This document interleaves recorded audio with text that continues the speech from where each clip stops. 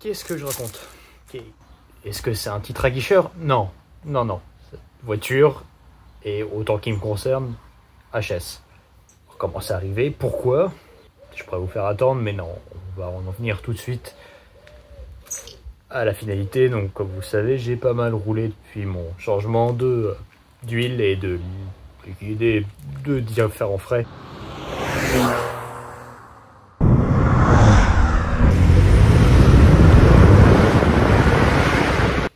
Et comme je vous avais dit dans une vidéo précédente, je m'étais engagé à faire un test d'huile pour connaître les résultats.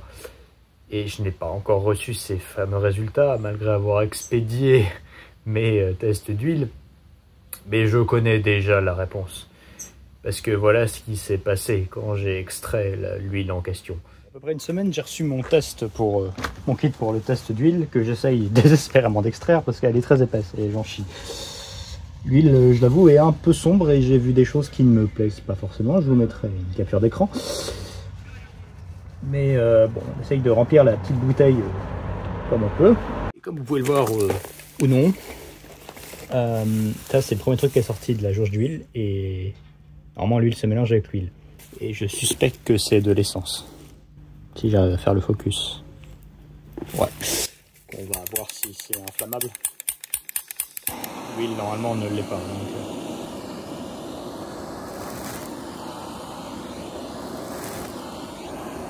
c'est pas le carburant qui brûle. Ça semble être bel et bien de l'essence.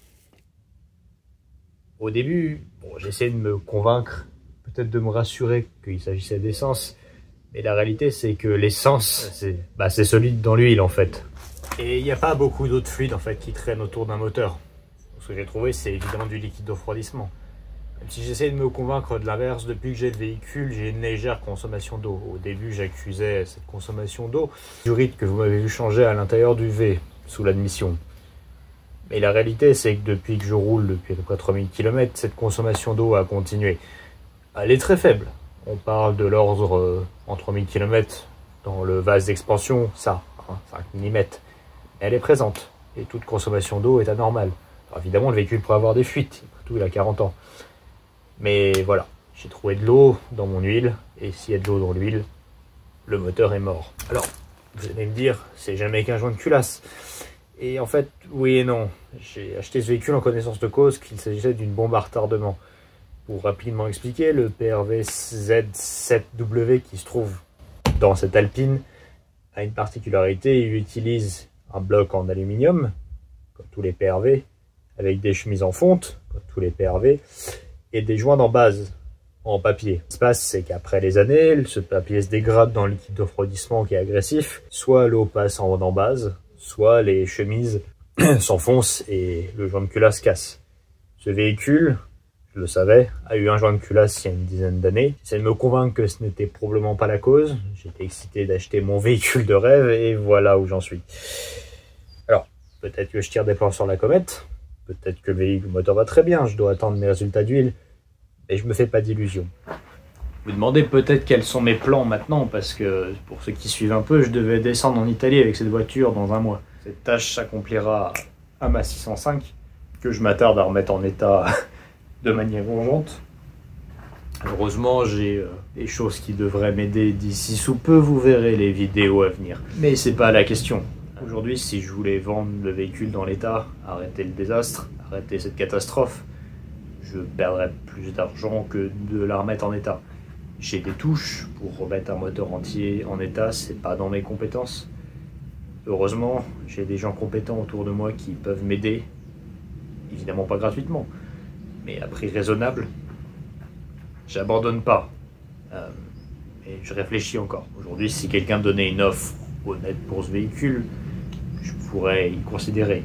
Vous voyez, il n'est pas moche, mais voilà. Donc, je suis un petit peu dégoûté, ça m'a pas arrangé ma semaine qui était déjà pas facile. Alors là, bon, je perds pas complètement espoir et je vous propose une vidéo complète puisque c'est plein de petits morceaux de trucs que j'ai réparés et que j'ai pas pu inclure dans une vidéo jusqu'ici. Vous aurez comme une vidéo complète. Et peut-être avec un peu de chance, si j'ai les résultats d'huile, je vous les montrerai à la fin de la vidéo, sinon ce sera une vidéo dédiée. où je déciderai ce que je fais de ce véhicule.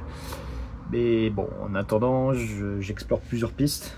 C'est-à-dire que ce sera une somme conséquente d'argent, hein, aussi conséquente que la plupart de mes véhicules normalement coûtent. Mais à la fin, j'aurai un moteur neuf. Voilà. Je vous en dis pas plus pour l'instant. C'est encore en réflexion. Donc, profitez de la vidéo. Bon, l'un des premiers trucs que j'ai réparé sur l'Alpine, juste avant d'aller voir Anthony, ben, c'était la jauge à essence, parce que si vous vous en souvenez, elle ne marchait pas. Et bon, c'est plutôt pratique une jauge à essence, je vais pas vous le cacher.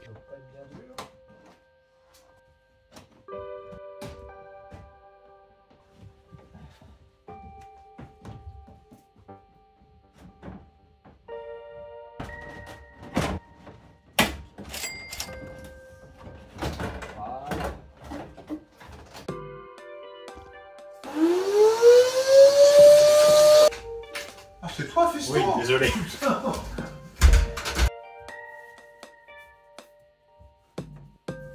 A noter, je ne sais pas quelle valeur de résistance cette sonde est censée avoir, mais on va regarder ce qu'on voit.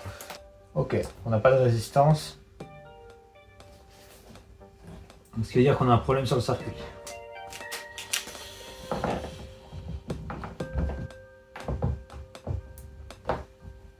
Je vais affirmer que ce truc n'a jamais été démonté, ça c'est sûr et certain.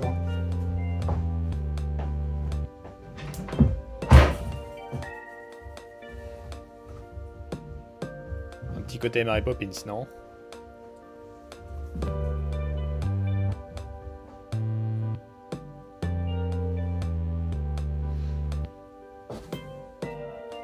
Complètement déshonnête si je vous dirais que je saurais exactement comment fonctionne ce truc, mais normalement il y a une tige centrale avec un flotteur, une dégraduation, plus un fil de masse qui remonte tout en haut.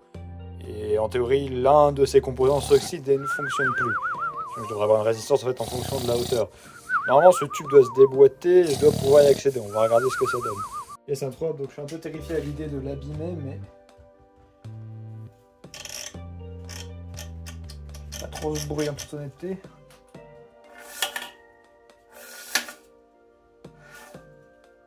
Ah, il y a une vis au bout, je l'avais pas vu.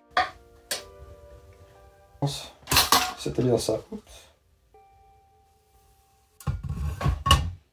Comme je vous le disais, on va voir l'état du fil. Voilà, effectivement, il est rompu. Alors je sais que ce fil peut être remplacé. J'ignore si mon flotteur flotte. Oui, 4,37. Si je le place à un endroit, par exemple ici, et je vais avoir une augmentation de la résistance. Environ 2. Si maintenant, je remonte quasiment entièrement, 368. Est-ce que le flotteur flotte? Le flotteur flotte, bonne nouvelle. Je suis un très mauvais soudeur à l'étain. J'ai quand même vérifié que l'étain résistait bien à l'essence. C'est pas un problème, de toute façon, je sais, il y a déjà des soudeurs d'étain partout sur cette jauge, mais bon, c'est jamais. J'ai mis le bout de carton pour rien abîmer si jamais je devais faire tomber de l'étain.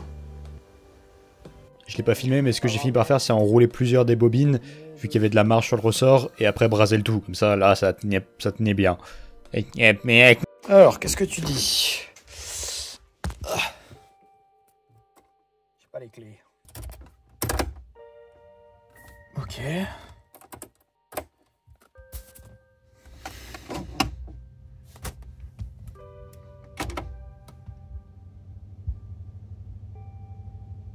Je pense que c'est bon, hein, par rapport à ce qu'il y a dans le réservoir, oui. Ah, super. Ah, ça expliquerait pourquoi ma pompe fonctionnait à peine de lave-glace. Donc le reflet, c'est peut-être difficile à voir, mais dans les bricoles que j'ai réparées, vous passez pas avec la porte. Vous allez regarder ici le bitonio. Je fais une première fois, une deuxième fois et une troisième fois. Ça prend 3 coups pour fermer complètement la porte. Clairement, c'est juste un petit moteur à graisser, mais ça me requiert démonter, attendez, tout ce panneau. Donc on a une vis ici, une vis ici. Alors, faut démonter aussi cette partie arrière qui a l'air d'être prise dessus. Et heureusement, c'est pas un seul et même morceau, on peut démonter que la partie haute. J'espère que le moteur est dedans, ou du moins que je pourrais y accéder, sachant qu'il devrait être par là. Et la ceinture aussi, maintenant que j'y regarde. Donc ouais, il y a un petit peu de trucs à démonter et je veux surtout ne rien abîmer.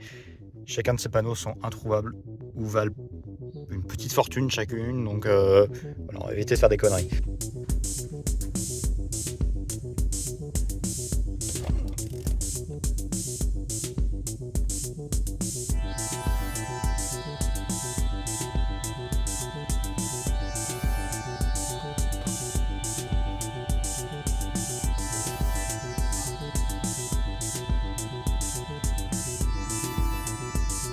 En 30 secondes pour vous montrer la structure de la GTR hein, qui est très artisanale. Je veux dire, là vraiment on a un châssis tube entouré de plastique et des qualités et des finitions hein, c'était fait main hein, pour le coup et bah, ça se voit.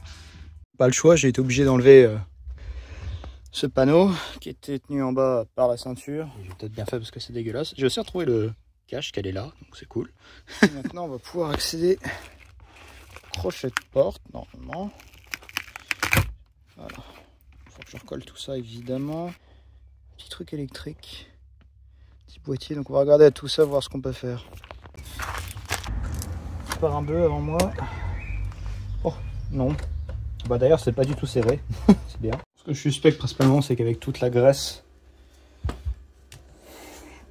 séchée qui est compactée ici, ça empêche le mécanisme de faire son taf, parce que c'est ce qu'il doit faire lui, c'est ça.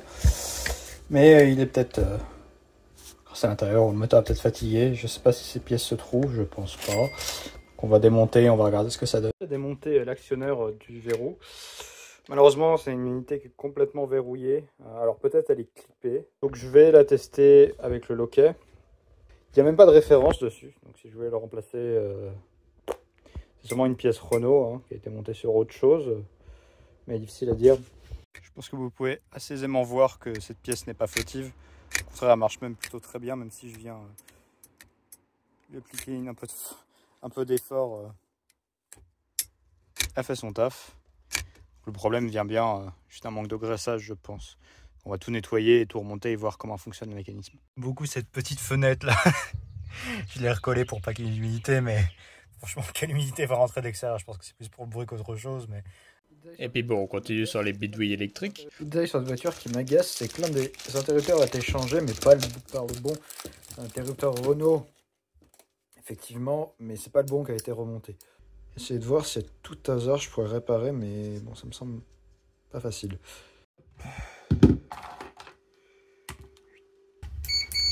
Voilà. Ça a l'air de rien faire. Je le mets là. Ça aide probablement pas. Ok. Je vais être honnête, jusqu'à maintenant, ça a l'air de faire tout ce qu'il faut. Ok.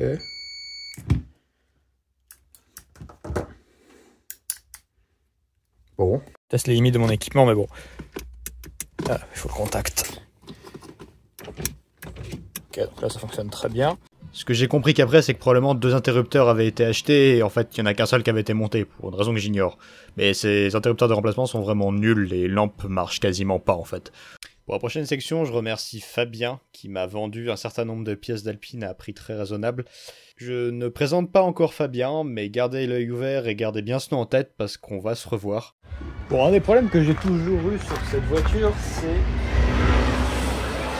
lié à la vitre arrière au vérin. Alors, premièrement, Et bon, fermez-la. bon, le dégivrage arrière n'a jamais fonctionné, mais ça je sais pourquoi. Je vous montrerai. Complètement rouillé comme sur toutes les GTA, puisque ça n'avait aucun traitement. Sur les toutes premières GTA, on avait ce système-là avec une accroche, une est brisée. Et en plus, le soutien à la vitre qui est déjà lourde, les vérins doivent soutenir ce capot moteur. Je comptais mettre ça de côté parce que les vérins valent une fortune à l'unité, parce que le câble qui sert à alimenter le dégivrage passe dans le vérin. En fait, le vérin sert de masse. C'est des vérins sur mesure qui valent une fortune, mais on m'a donné ces vérins à prix raisonnable, qui sont d'occasion, sous réserve qu'ils fonctionnent. Donc c'est ce qu'on va regarder qui fonctionne. Parce que oui, tout est dans un état difficile. Et encore, c'est un véhicule qui n'a pas de roue, qui vient du sud. Je vous laisse imaginer si le véhicule avait connu plus d'humidité. Bon, j'aimerais principalement déjà voir si j'ai rien de cassé dans les filaments eux-mêmes. On va voir si on a encore de la continuité. On a de la continuité, donc la vitre arrière est encore en bon état. Bon, mon but c'est d'éviter de mettre à tout prix la vitre en torsion.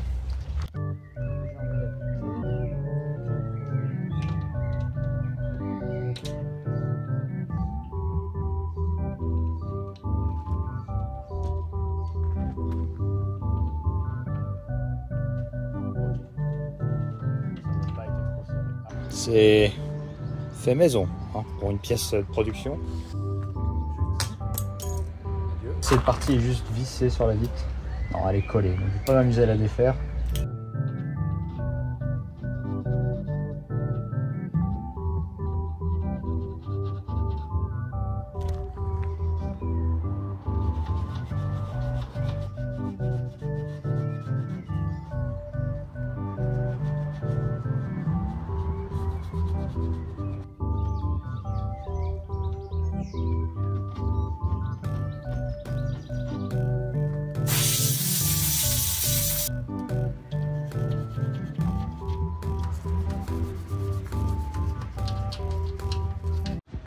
Voilà, j'ai retiré un maximum d'anciennes peintures qui se disloquaient. J'ai l'impression que la colle est en train de se barrer, mais j'ai pas envie de le défaire. C'est d'enlever le maximum d'anciennes peintures et surtout les plus gros morceaux de corrosion pour pouvoir le traiter. Faut bien vous dire, c'est qu'il n'y a pas de produit magique. Une fois que la corrosion a attaqué, elle est présente. Vous pourrez mettre ce que vous voulez, l'enlever, la traiter. Elle finira par revenir. Ce qui compte, c'est de réussir à la retarder le plus possible.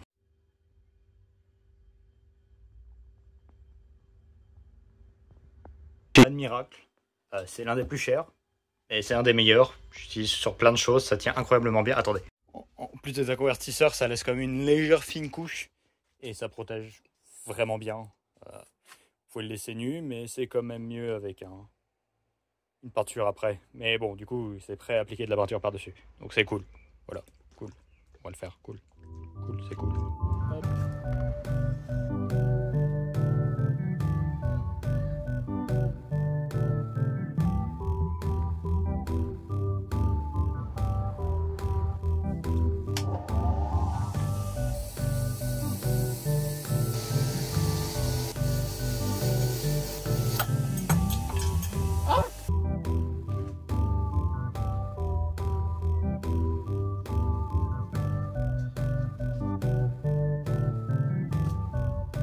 Je vais attendre 12 heures que ça sèche pour pouvoir appliquer de la peinture par-dessus, mais vous pouvez voir déjà le résultat. Puis donc oui, tout est converti au noir. Alors ça n'arrive que quand vous avez des pièces qui sont très oxydées. Donc voilà, avec un coup de peinture mat, ça devrait plus bouger au moins pour les années futures.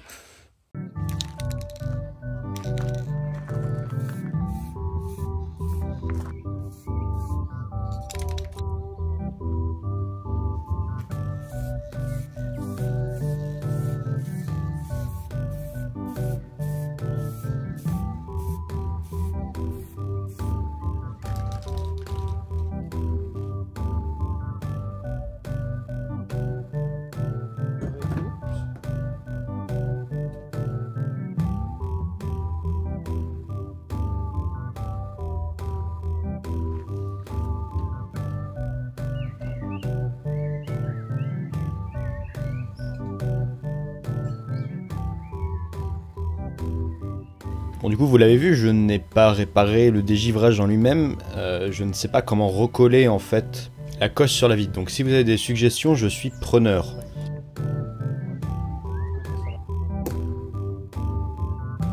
C'est bon, j'ai oublié de filmer, mais voilà, il est en place.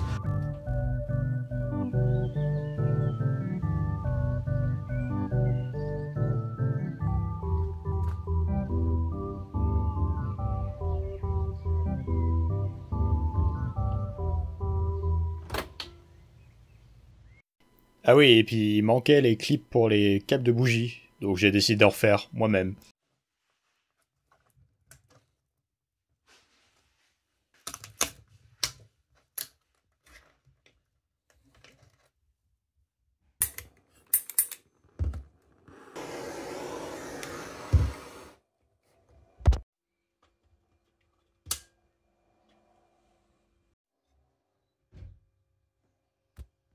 Bon, et puis voilà, je m'excuse pour cette vidéo un peu informe et sortie un peu tardivement.